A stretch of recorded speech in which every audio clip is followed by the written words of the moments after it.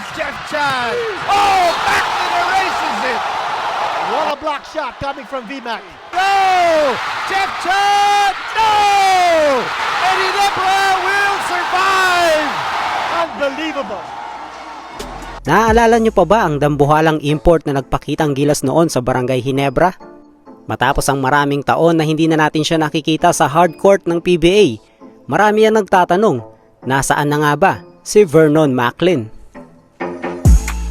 Yan ang pag-uusapan natin ngayon mga paps, pero bagong lahat, please like the video and subscribe na rin kayo for more PBA updates. Huwag na natin patagalin to.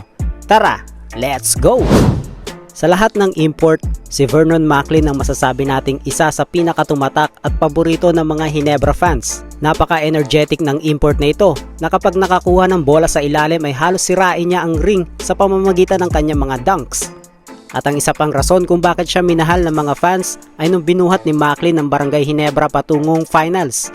Dito ay nakatapat nila ang Alaska at kahit na injury itong si Macklin ay binigay pa rin niya ang kanyang 100% performance.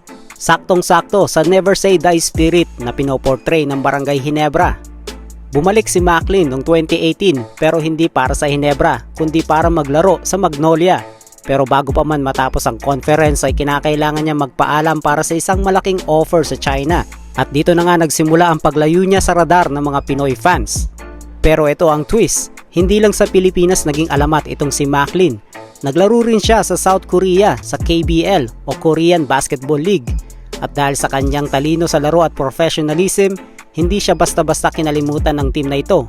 Dahil nung nagdesisyon siya na mag-retire bilang isang player, hindi siya pinauwi ng Amerika. Sa halip, binigyan siya ng bagong misyon ng Korea.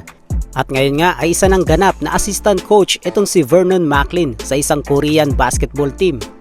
Sa kasalukuyan nga ay abala itong si Coach Macklin sa paghubog sa mga susunod na superstars ng Korea.